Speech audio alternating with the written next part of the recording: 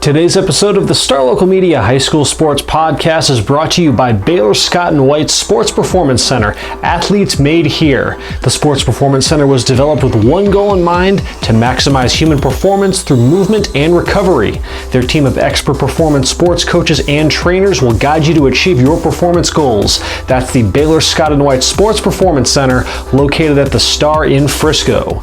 This episode is also brought to you by Allen Dental Studio.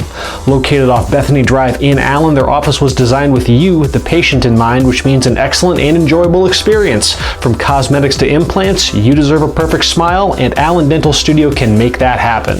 Also, don't want to leave out another longtime friend of the podcast, TechSend Senior Residential Care Homes. With locations in Carrollton and Dallas, TechSend Senior Residential Care Homes offers an affordable, high-quality alternative to senior living. Call now at 469-400-7650. That's TechSend, spelled T-E-X-S-E-N, TechSend Senior Residential Care Homes.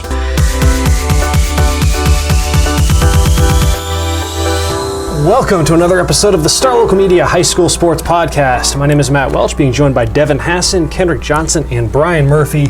The first round of the high school football playoffs is in the books, so let's try and make sense of just what the heck went down last week. We've bid adieu to a number of teams from our coverage area. We still got plenty, though, that are still swinging as the second round looks ahead to later this week. So let's nevertheless, though, focus on what happened, though, in the first round.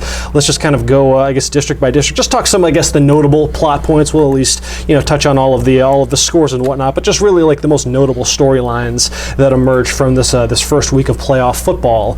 Let's see, over in the by-district scraps between districts 9-6A and 10-6A, you had a sweep for 9-6A. Three of those four games were fairly well in hand. There was a fourth, though, and that's the one I want to talk about that certainly had a bit of a thrill to it. So the scores for that by-district slate, you had Allen, taking care of Saxe 55-20. For all those folks who thought that Allen might not be able to hang with District 10-6A, well, I'm kidding. No one's ever said that. I was going to say. Allen did the Allen thing, won 55-20. You had Jesuit taking care of Lakeview Centennial, 45-14. Prosper scoring a shutout over Wiley, 24-0. And then you had the happenings between McKinney and and Forest, and then some nice little history to this one. First playoff win for McKinney since 1993. 13-10, coming on a game-winning field goal to take down what had been a much-improved and Forest team, a team that definitely had picked up its level of play over the back half of the regular season. Talk about just the history of this one for the Lions, man. A pretty huge win for them. Marcus Shavers. Marcus Shavers' first playoff win. As a 6A coach, he won a couple of at Staccato, but it's a big difference between 4A and 6A. Mm-hmm. But the big thing for McKinney is they had a goal to get to the playoffs and make noise, and they're doing just that. Mm-hmm. Last year they came close, didn't get the job done, but look on the Star McKinney Courier Gazette this weekend. I'll be doing a big feature on their defense. Mm-hmm. I looked at the numbers. They gave up 114 total yards. It's pretty good. That'll give you a chance to win. That's not the team I saw giving up 500 yards to Prosper and Allen and them. So they have done a 180, and as a result, they've won 5 games in a row. Mm-hmm. And what a cool moment for a guy like Seth Cox. Talk about that, because, he's the one who kicks the field goal, but he also gets thrust into duty at quarterback. Yeah, Samson Nazarko got taken out right before they needed to go get the winning drive. So Cox comes in, cold off the bench, goes 2 for 3. He even has a big 18-yard run for a first down, sets himself up for position, and kicks the winning field goal with no time left. So regardless of when people talk about this game 10 years from now, they're going to have to talk about him and that drive and that play, because he gets the winning kick. So that props to him. And he's all-district kicker, too. Yeah, regardless of what happens with the remainder of their season, though, what a cool moment for a guy like Seth Cox. When you're the backup quarterback getting thrust into a moment like that, that's what you play the game for. Especially since he was pegged going into spring as he was supposed to be the starter, and he got beat for the job. So props to him to have the mental fortitude. I know coaches say that stay with it and stuff, but he was walking the walk. It wasn't just a cliche talk. You also had over in the by-district bouts between 6-6A and 5-6A some more history. And this was, Flower Mound. Props to them. Try to think of a better way to script your first ever playoff win as a program. Flower Mound in an absolute thriller against Keller. They won 31-30 in a game that it looked for a little while there like the wheels were falling off. So Flower Mound was up. Flower Mound was up 24-10 heading into the fourth quarter, and then Keller just catches fire, man. 20 unanswered points to take a 30-24 lead with 1:25 left in the game. But then Flower Mound's stud defensive player, Stone Eby, blocks the extra point. Biggest play of Flower Mound season, bar none, because you look at then what happens. So obviously then... What's his name? Stone Eby. Awesome name. So I guess he's going to be the Seth Cox of Flower Mound. They're going to have to talk about him in that play for the rest of his career. They could be proud of that nickname, the Seth Cox of Flower Mound. So then it's the ball's left in the hands of Blake Short, Flower Mound's stud quarterback, and then he and his dynamic receiving core go to work, and they're able to work down and eventually get a 3-yard touchdown pass from Short to Reed Touchstone, Flower Mound's top receiver, with 10 seconds left, and they kick the extra point. Bert Auburn makes it, and it's a 31-30 victory for the Jaguars. What a cool moment for that program. It's certainly one that they certainly made it a little bit harder on themselves than I'm sure they would have liked, but yeah, it's a win all the same. That was obviously the signature moment in those between those four by-district bouts. Elsewhere, you had Marcus just building off that district championship in emphatic fashion. They rolled over Keller Central 34-7. Southlake Carroll just did. I was going to say, do we even want to bring up Louisville? They did the unspeakable. I'm not surprised that they won. It's not that. Yeah, they did things that should be outlawed in like foreign countries and whatnot. This was 84-6. How? Like, Louisville is a pretty good football team. Like, they were in position to beat Flower Mound. They took Marcus to overtime. Mm-hmm. The only real clunker they had in the regular season was against Hebron. Nothing that would have forecasted Southlake Carroll just having one of their greatest playoff performances ever. That's saying a lot. That's like 5 state titles. I know. That's Southlake Carroll had that was a score that you'd have thought it was like them versus like a 4-win team that kind of backdoored its way into the playoffs. Not a team that won 7-8 games and whatnot, had a spectacular regular season. But fair play to the Dragons, man. They're probably going to be hanging around for a bit in the postseason. Offense is potent. Yeah, and then you had Hebron, which gave Geyer a heck of a half at least, and then Cater Cobbs just took over in the second half, and Geyer was able to pull away for a 50-30 victory there. They split the by-district slate 2-2 between 6-6A and 5-6A. And then you have over in 11-6A, Devin Mesquite getting the job done in dominant fashion against Colleen Shoemaker, 52-6. What do you make of that eye-opening performance by the Skeeters? 11-6A, I thought altogether was pretty impressive. Mm-hmm. Obviously you got the reigning Division II champions, Longview, that took care of their business. Rockwall, the team that nobody wants to play. That's just an interesting second round match. Someone's going to have to on Friday. But as far as Mesquite goes, we don't get to see that 12-6A Central Texas district, so it's kind of hard to match up. Mm-hmm. But I didn't think they were going to go out there and dominate the way they were on both sides of the ball. They were able to run the ball, they were able to throw the ball, mm-hmm. Moving the ball up and down the field at will. And their defense, they allowed one touchdown in the second quarter, and then they just put the clamps on Shoemaker. Mm-hmm. And so, 52-6 the final, their first playoff win since 2012. So they move on and into the area finals to face Prosper in what I think, that 11-6A, 9-6A has some interesting matchups. I think mm-hmm. those two, one and Allen and Rockwall in particular, is going to be a lot of fun to watch. To give some insight to the Shoemaker, I know the head coach Toby Foreman from when I was out in Beaumont. He said he inherited them. They had lost like 27 games in a row. Mm-hmm. This is the first time they've been in the playoffs, so they were kind of just happy to get there. Thought they were good enough to get by a Mesquite team, but he's very impressed with the Skeeters. Yeah. Is that why you picked Shoemaker? Because your ties with the coach? Yeah, I tried to pick it up. Yeah, I'm not mad at it. Yeah, no, me neither, man. Hey, so should Prosper be worried about Mesquite? Are they playing their best? No, it's when you look at their last 3 games, they're 1-2. Mm-hmm. But they also closed the season with Rockwall and Longview, and they did some good things against two, mm-hmm. one legitimate state contender, one a lot of people think can be a state contender in Rockwall. They're 8-3 overall in the season, and I think that coaching staff has shown, with Coach Fleener and that assistant staff in the last 2 years, taking a team that was just down in the dumps, making the playoffs last year, breaking through there, and then taking it a step further this year, not only just making it to the playoffs for the second straight year, but taking it to the area round.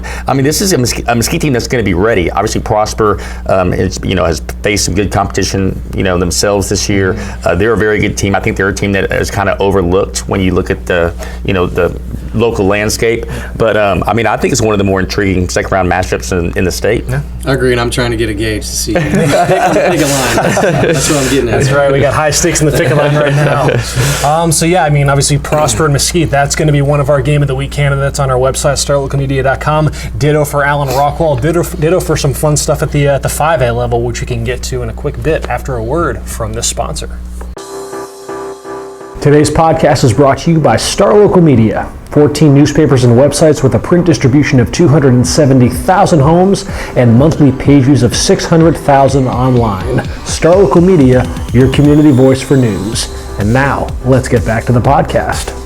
And we are back as we continue to look back on the first round of the high school football playoffs. We have talked some Class 6A, so let's shift gears, talk some 5A. Let's begin over in Division 1, where we can try to kind of make sense of what the results were after one round of the playoffs over in 5A Division 1. For 5A Division 1, you had those collective schools go 2-2 in their bi-district matchups against 6-5A. You had Lone Star and Independence advancing. Lone Star, which shut out Mansfield Legacy 35-zip. Independence, which you saw, Bryan, they took care of Mansfield Timberview 43-28. Wakeland, fell by the wayside as to be expected against Highland Park 33-10. The game I was at Thursday, I got to see the Colony put up a fight against a state-ranked Lancaster team that was one of the more high-toned bi-district matchups in our coverage area, and wound up being a pretty good game. I was front and center for this one because of capacity in the press box. I was relegated to the sidelines for this one, so. I was wondering why you're down the sideline. Maybe he's just choosing something different. No, dude, in that weather, trust me, it was. It's a necessity. Yeah, I had to be. But nevertheless, the story of this game was just the Lancaster defense, which we had talked about coming in with this being the cliched battle of high-powered offense versus shutdown defense. And the Colony did have some of its Colony-esque moments, where they would get a couple huge chunk plays to Christian Gonzalez, including a 75-yard touchdown in the fourth quarter that pulled him back to within a score.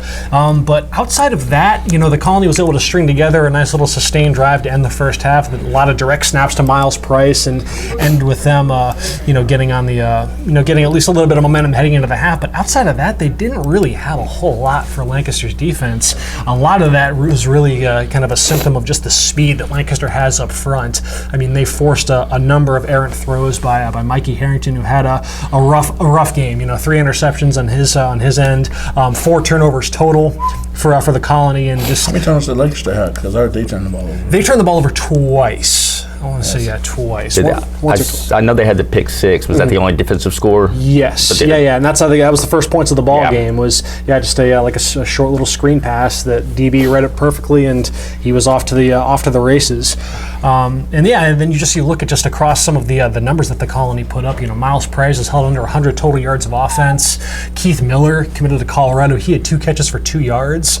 You never see that. I've seen the Colony play 4 times this year, and all 3 of their guys, Gonzalez, Miller, and Miles Price, they've all scored a touchdown in every game I've seen them play this year. At least 1 touchdown. And I've seen Miles Price do everything in one game where he had an interception, 2 kick return for touchdowns, and he caught a touchdown. It's just crazy that the Lancaster defense is that good, and they're going to face another high-powered offense. We'll get to that in a sec. But I can't wait to see what Kendrick has to say about that.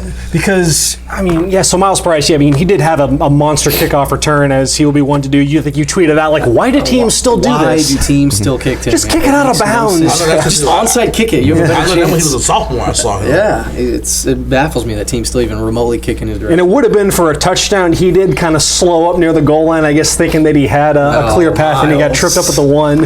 And then Camden Wesley, their freshman running back, punched it in on the one play later. But all that being said, though, the Colony was still in this game late. They had to make a big push there in the third quarter and actually cut it down to 2 points. They were down 23 to 7. I want to say, and it looked like Lancaster was just kind of running away with this thing. And the Colony is able to strike back and they get within a score. But then just those small little the plays that Lancaster made versus the ones that the Colony made when it mattered. Both teams had 4th down attempts points in opponent territory in the late third quarter, early fourth quarter. Lancaster turns theirs into a long touchdown run. The Colony gets stuffed on theirs. And then you have, so after Christian Gonzalez caught a 75-yard touchdown, you cut the gap to within one score after a two-point conversion. You got to see one aspect, which, I mean, we'll preview next week's matchup when they play McKinney North, but an aspect of Lancaster that's certainly something to be very, very leery of, and that's just the ground game that they have and the ability to really drain that clock, because they salted this game away with, I want to say it was like a 14-play drive that lasted 7 minutes. Just Trey Bradford, the quarterback, Glenn Rice Jr., Karan Nesbitt. I mean, you brought up Trey Bradford. Basketball team. Who was the best player on the field? Was it Trey Bradford? For either side. Trey Bradford was probably the running back. Yeah, that's kind of what I was getting at. I wanted to see. I mean, he had almost 250 yards rushing. I want to say, and he was spectacular. He was a handful, and it was a case where the Colony actually, like, despite playing from behind, they actually did fare pretty well defensively. It felt like early on, of the 23 points that they allowed in the first half, and one was on a pick six and another was on a safety. So I mean, they held up all right. It was just as the game wore on that you began to see the strength of that Lancaster O-line and the running game just really take hold. And yeah, I mean, it was an impressive showing by Lancaster. They had a defense that came in allowing right around 13 points per game. So I mean, naturally you expected the Colony to find ways to clear that, but just relative to what the Colony had done elsewhere, just an impressive showing by Lancaster. Was there anything, I guess, elsewhere in 5.5 AD1 that jumped out to you, Bryan, or just kind of business as usual? I saw a lot of people picking Timberview to win that game against Independence. Really? Just because of what they did last year? Yeah. Taking on the Colony? Yeah, and I think, I don't know. But it's not the same Timberview team.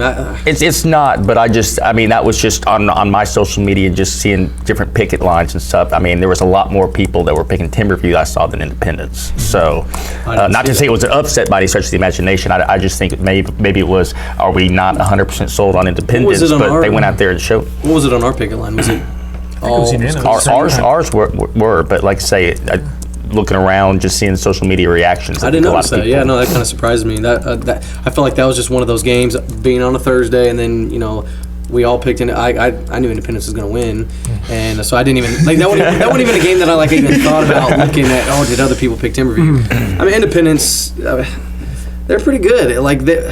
Timberview, they were able to take away their passing game. Independence has one of the more potent aerial assaults in the area, but the running game really impressed me. I found out Dwayne Orr, their running back, is, I'm assuming, the younger brother of Zachary Orr, the UNT stud that went to play for the Ravens. Okay. Because Zach Orr, their dad Terry played in the NFL. Terry Orr, yeah. So Zach Orr, he tweeted me, because I tweeted something about Dwayne Orr. I mean, we were at UNT the same time, but I don't know Zach Orr personally or anything. But he tweeted me, he said, yeah, there's another Orr coming up. And I was like, okay. So Dwayne Orr's a sophomore. The Orr pipeline. Yeah, hey, it's an NFL pipeline. And Dwayne Orr is really making a name for himself with Independence. So they're not just one-dimensional. It's not just, Kion Wafer and Zylil McMillan, catching passes from Braylon Braxton. Braylon Braxton kind of doing his thing with his feet. They have a really good rushing attack. They also have Reggie Bush, speaking of NFL players. No. Reggie Bush. God, one of the greatest college players of all time. Man, he's booting some field goals, and he's a change of pace running back for them. And he's got some Under Armour All-American something in his bio. Some U16. I don't know. But he's an up and coming player. So Independence, they're in good shape. We'll see what they can do. What they can do this week, but I memean, 5.5A Division I was about as expected. We expected a 2-2 split. Highland Park took care of business against Wakeland. Obviously, it's funny, a 35-0 win for a team in a playoffs would be just awesome and monumental for everyone else. But for Lone Star, it's like, what's going on? Why are you only Is something wrong? 35-0? It's not until 35. That's how it happened. Like, they scored 35 points, and for instance, like North scored 63 and only had 7 in the second half. Could have called off the Dogs. So if they would have did in the first half, it would have been like, okay. So they didn't call off the Dogs. They need the Dogs to do something. They did. So Marvin Mims, he suited up for this game. He didn't record a catch. I'm not seeing anything in the stat sheet of him being involved. I don't know if that has anything to do with him. He committed to OU earlier the same day after decommitting from Stanford, and I know Matt's happy about that. He's an OU guy. Boomer Sooner. I feel like Oklahoma gets brought up on every podcast. And as they should. I have to see Matt's grin. But yeah, so I don't know, but they got this 35 shutout win without Mims being a factor at all. They had other guys step up. It really shows you the depth of Lone Star. I mean, Garrett Rangel still threw for 200 yards and 3 touchdowns without Marvin Mims in a playoff game, in his first ever playoff game as a sophomore. He's a sophomore? He's only a sophomore, man. He's a stud. He visited Baylor this weekend, according to his Twitter. They need a quarterback. They do, and so the future is bright for Rangel. And 2 of their first 3 drives, they lost a fumble, and then they punted on another one. So that kind of attributes to the slow start. They turn the ball over more times than they're accustomed to. I believe they turned the ball over 4 times. They turned the ball over 3 times. 2 of them coming on the first 3 drives. So that's kind of why there was that slow start. You got to assume they won't be starting that way very often here on out in the playoffs, but. If they start slow, potentially in the next round against Highland Park, if they can get by College Station, then they're going to have some problems against teams like that. They're able to get by against a legacy team that's not as good as it was in the past, but we'll see. Hopefully that doesn't happen.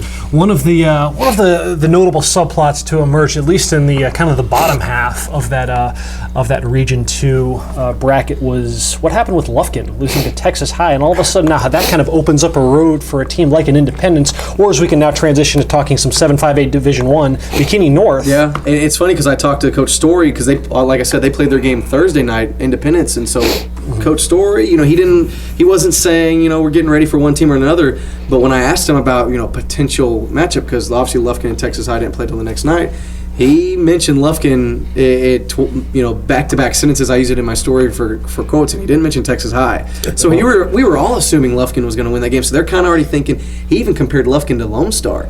So he was like, hey, we got to. That's how we'll kind of game plan it. We'll look at Lufkin like we're playing Lone Star, yada yada yada. And now they're playing Texas High. It was a 1 versus 4. It was a Lufkin team that was 9-1 with a 3-point loss to Longview as their only, setback, and they pretty much rolled all the way through. I can't overlook anybody. I mean, that's. Did they take the And Texas High came to them. Yeah. What? Did John Tyler win? No. Oh, that's also so they went 2-2 then. So. Yeah, but that's what you when you look kind of at the matchups, you think McKinney North was the undefeated district champion. They took care of business in a typical McKinney North way.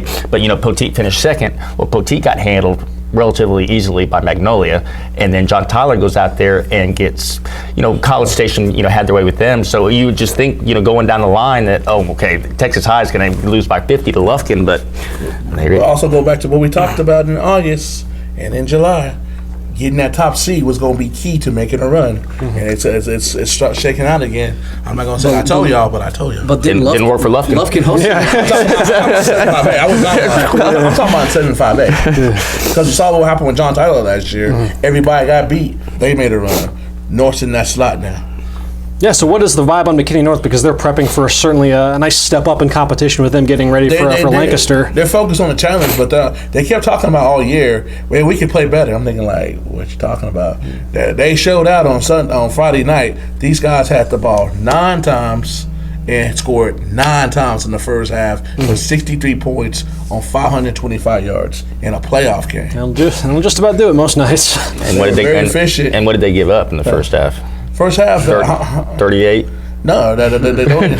See, I show you. He don't even know the score. It was 70-36. Well, you did say 38, so just 2 points off. Well, yeah, I was going to say. He's saying in the first half. I just remember that's why people were joking about them scoring 100, because they were scoring at will, but they weren't necessarily stopping Magnolia West. Yeah. So as long as they hung around, McKinney North was going to keep their foot on the gas, and if they would have kept that same pace, they would have hit the 100. What did they score? Yeah, they scored 29 in the first half and whatnot. So still, I think someone tweeted out like defense is going to be the death of McKinney North at some point in the playoffs or whatnot. But we'll see. I mean, again, but now all of a sudden with Lufkin out of the picture, though, it does really open up. Like you can now think like it's conceivable that a North or an Independence could conceivably get 3-4 rounds deep. Maybe run into a Lone Star or a Highland Park at some point. That's what John Tyler did last year. They made it to Highland Park in the regional finals and had them. I don't even say on the ropes. They had them on a standing 8 boxing term, and they let them off the hook because they were up by 21. That John Tyler team was hot though, because they had just beat Lone Star in the round before that. Because I saw them play. They were Texarkana this year. Yeah. It could be Texas High, who we haven't exactly mentioned. But the North and Lancaster game, we'll see who. Everybody talks about how good Lancaster defense is. I know being in the press box, the Lancaster coaches were very complimentary of North to the point where when Markowitz threw his 5th touchdown, they're like, "Oh, we'll see them next week." They left at halftime. They knew who was up. Yeah. But it'll come down to whose unit's going. If their defense is going to outshine North's offense, because they said they're going to do what they do. They basically told me their game plan. They're going to try to press them and go 1-on-1. College Station or Magnolia West did that and they got burnt. But I think what people underestimate is they think their team. First, it was the narrative. They got Brandon Frazier. We got double team him, we take him out. Then it was JJ. Now they got the running game. It's going to be very interesting to see how they plan, because they go 1-on-1, it's going to be a shootout. Yeah. Well, and Fincher was named their leading rusher. Yeah, and Fincher, on Friday. He's got an injury. He has a cast on. I don't know to go disclose everything, but Jaden Smith, look out for him. It's going to be next year's running back. He had a good showing. He had 120 and 2 touchdowns. He's like, oh, I can do that this year. So even though they have the area's leading rusher banged up, the running game won't take that much of a ding. I was surprised by that. So props to him. He's just a sophomore. But the game will come down to who turns the ball over the less, because I looked through, Lancaster has a tendency to be casual, but they have the defense to bail them out. I think they got 2 to 3 D1ers. Y'all would know better than me. In that secondary, have legit D1ers. Yeah, for sure. No, yeah, that'll be one of the bigger matchups in our coverage docket for this coming week. McKinney, North, and Lancaster. That one's going down out in Irving, of all places. That's the neutral site. That's right between McKinney and Lancaster. Oh, yeah. So yeah, plenty of eyeballs will be on that one. We can close this out with a quick look at what happened in 7-5A Division II. Bryan, anything notable that jumped out to you there? You had Frisco taking care of Greenville 44-12. Braswell beating Corsicana by 21, 49-28. Lovejoy got Ralph Rucker back. Didn't matter. Roy City doubled him up 42-21. And then Reedy had a rough go against Ennis. We thought there was a chance that might be a closer game than you'd think from a 1 versus 4 matchup, but nope, silly us. Ennis was very much up to the task, and they shut out Reedy 34-0. Yeah, it was very disappointing. Just a bunch of blowouts across the board. Frisco was close in that game with Greenville. They were giving them a game in the first half, and then Frisco kind of just has a little too much. They pulled away in the second half. I was kind of monitoring that game because that was also on Thursday. And when I was in the press box at Memorial, I was even sitting next to Heritage head coach Kenneth Gilchrist at the game. He was just checking, Independence out, just supporting, Frisco ISD. And we were talking. He said, "Man, Greenville showed up to play. They're giving Frisco a game." And then when I checked again later in the second half, they had pulled away. But Reedy, man, that was the disappointing one. Really a no-show, and 34-0 getting shut out. And you got to think, man, like that. Obviously, we've said it all year. It's not the same team they had last year. Most of these guys either didn't play in that playoff game or weren't even on the varsity roster at Reedy last year in that playoff game. So this is their first playoff game. They're throwing a lot of sophomores and juniors out there. Jalen Kitna had a rough go of it. 7 of 17, 56 yards, an interception. I mean, what can you expect? Making your first ever postseason appearance, you're in Ennis on the road, maybe a little not starstruck, maybe a little wide-eyed and whatnot. This team will be back. They picked up a lot of experience. They'll miss Will Harbor though, and I'm going to miss him too. Is he the best player in Frisco? No, he's the best player. He's the best player in that district off the top of my head. 7-5A Division II. What player have you seen dominate the game in all 3 phases like that at the 5A level? Oh, yeah. Miles Price. Well, yeah, special teams because with kickoffs. But this dude boots 40-plus yard field goals with ease. He's their probably the best linebacker in the district, and he's their Wildcat quarterback. He's scored. I don't even know how many touchdowns he's scored in his career, but it's a lot. He is going to Rice, Navy. Always in the mix for a utility player of the year when it's time for all area voting and whatnot. Yeah, he was the district MVP a year ago as a junior, so he will be missed for sure. You got a fan, Will. You got a fan. My guy. So yeah, that is a look at just some of the happenings within the first round of the playoffs in our coverage area. Plenty of fun stuff on the docket later this week. We got 5 games that are up for consideration for Game of the Week. You can go to our website, starlocalmedia.com, vote on which one's the biggest, and we'll be back on Thursday to discuss that game and some other stuff. Folks, appreciate you for checking this out. In the meantime, y'all keep enjoying your week, and we will talk to y'all later.